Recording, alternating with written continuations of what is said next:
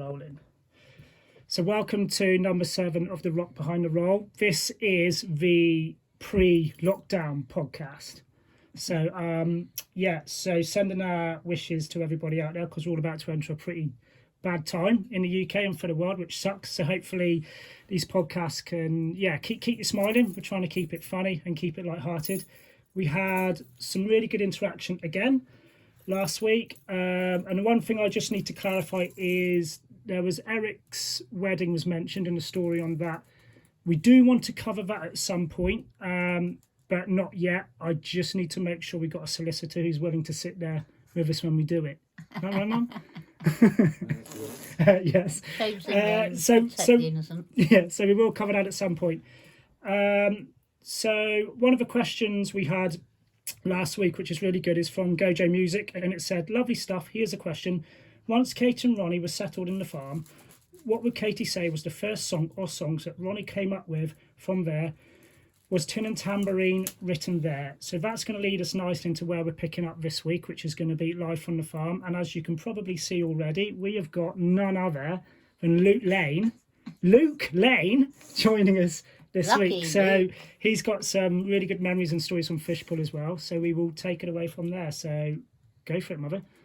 Okay, to clarify Tin and Tambourine, that was actually written when we were travelling.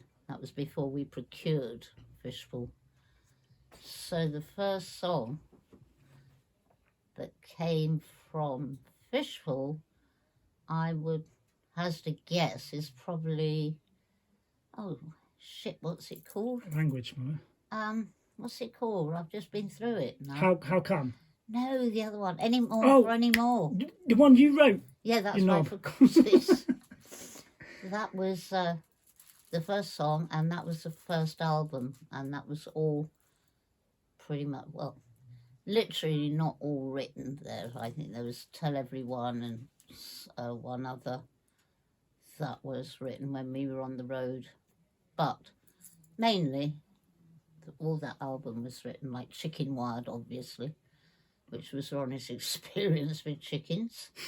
So basically anything to do with chickens was written on a piece of paper, and then he jumbled it all up and made a song called Chicken Wired. It was pretty good. That's how it goes. So so for me, like, obviously I know you guys were at Fishpool, but I don't know much about it. No, you wouldn't, mate. You would just... Did any of you actually do any farming on your farm?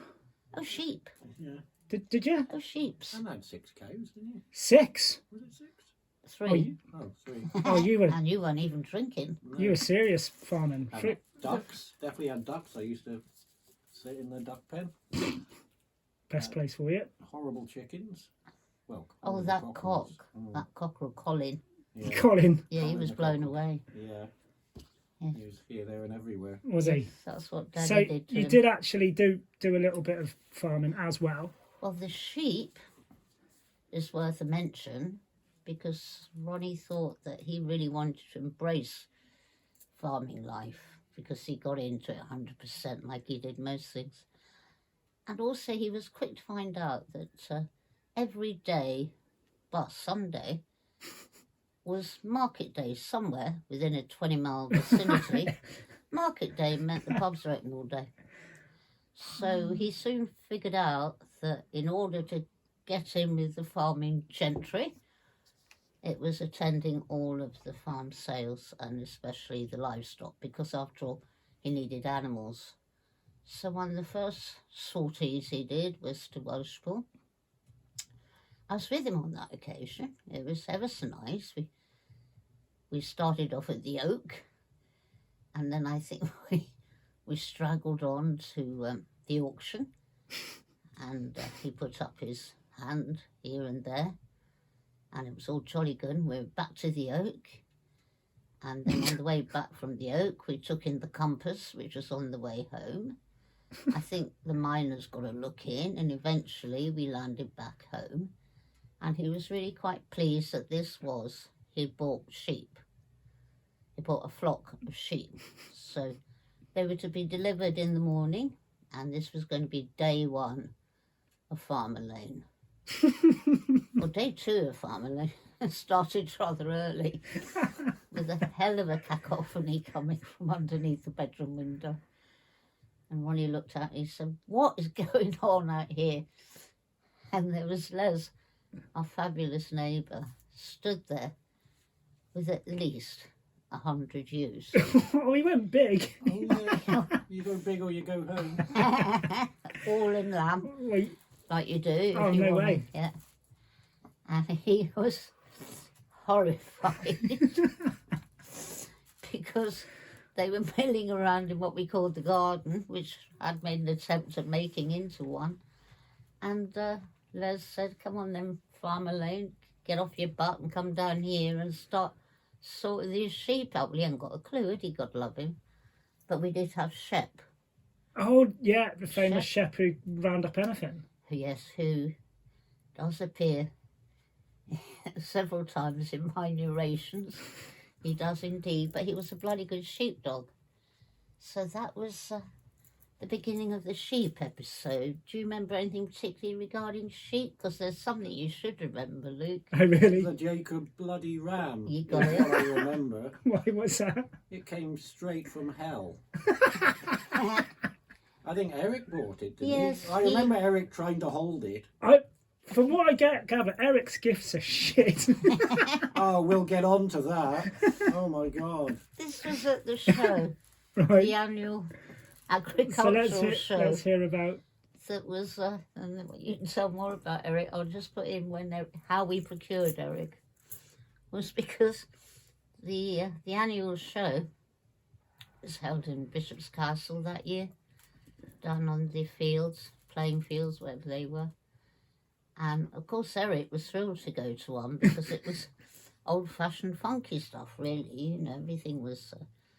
As I say, this was the 70s, the early 70s, when out in the sticks it was very rural and very funky. Yeah. And it was a jolly good day out. But anyway, this ram, the prize winning ram had horns, enormous horns. I mean, like gigantic handlebars. So we weren't even These. we weren't even aware that Eric was bidding for it. All of that was just a blur. He left him on his own. Yeah. You couldn't leave Eric anywhere untethered. It was a bad move. Oh my God. And of course, this ram duly arrived, as most things did at the farm, in the early hours of the morn, when everyone had forgotten what had happened. So you can take it away with Eric the ram, clearly named after Eric. Oh yeah, Eric the ram arrived on farm. I was up because I used to get up early.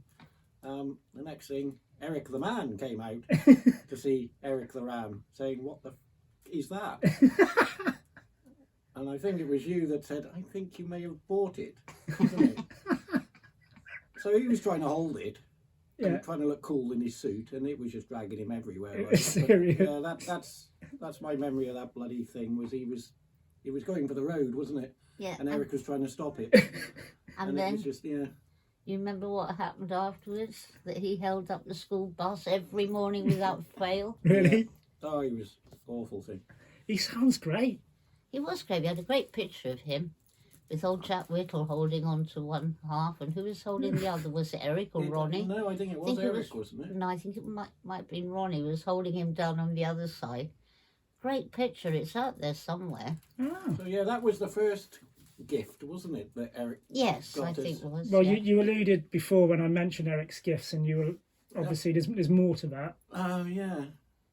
because we've Well- heard about the Toyota and the toaster. And Oh, now, you've heard about the and Toyota? now there's a ram. Yeah, so the Toyota was good, in fairness. and yeah, I mean, Yeah, it's more when I was referring to, excremental gifts. I meant Right. the toaster. yeah.